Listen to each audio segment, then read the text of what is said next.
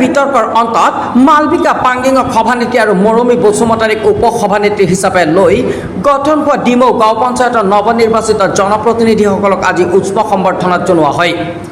ডিমৌ গাঁও পঞ্চায়তৰ কাৰ্যালয়ত অনুষ্ঠিত সম্বৰ্ধনা অনুষ্ঠানৰ মুখ্য অতিথি হিচাপে উপস্থিত থাকে জোনাই সমষ্টিৰ বিধায়ক স্থানীয় বিধায়ক ভুৱন পেগু। বিধায়কজনক পদব্ৰজে জনগোষ্ঠীয় সাংস্কৃতিক দলে আদৰি আনে।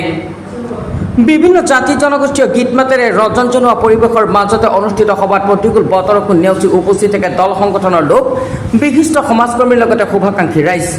পৰিৱৰ্তন আৰু উন্নয়নৰ আশাত নৱনিৰ্বাচিত জনপ্ৰতিনিধিসকলক জাপে জাপে প্ৰণাম গামোচাৰে আদৰণি জনালে স্থানীয় ৰাইজে।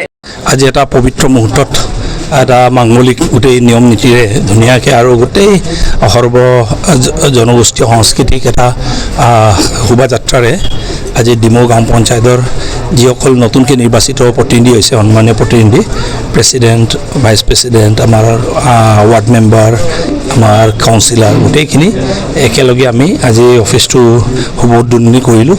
আৰু সেই মৰ্মে মই আশা ৰাখিছোঁ ৰাইজে বহু আশাৰে এইবাৰ পঞ্চায়তত মই চাইছোঁ যে খুব অংশগ্ৰহণ কৰিছে। এইটোৱেই গণতন্ত্ৰ আৰু ভাৰতীয় গণতন্ত্ৰৰ চবতকৈ এইটোৱেই এটা ডাঙৰ বৈশিষ্ট্য।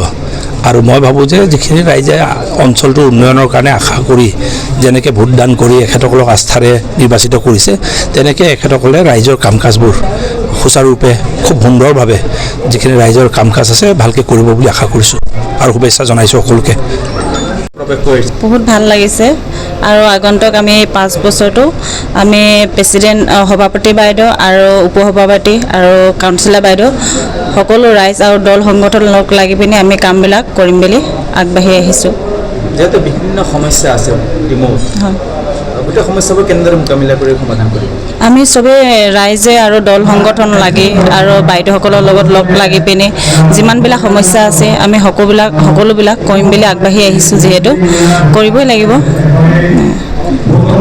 আজি সভানেত্ৰী আসন গ্ৰহণৰ বাবে খুবেই আনন্দিত হৈছোঁ। সকলো আমাৰ বিভিন্ন ধৰণৰ ডিমৌ পঞ্চায়তখন অসুবিধা হৈ আছে। আমি সেই সকলো আমাৰ ৱাৰ্ড সদস্যসকলৰ লগত মিলি সমাধান কৰিম বুলি ভাবিছোঁ।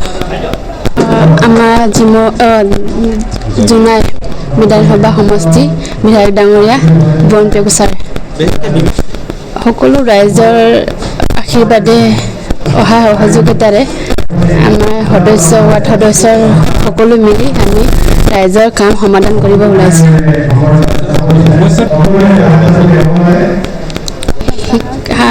ৰাস্তা পদূলি, শিক্ষা আৰু নামাৰ সেইবিলাক বানপানী হয়।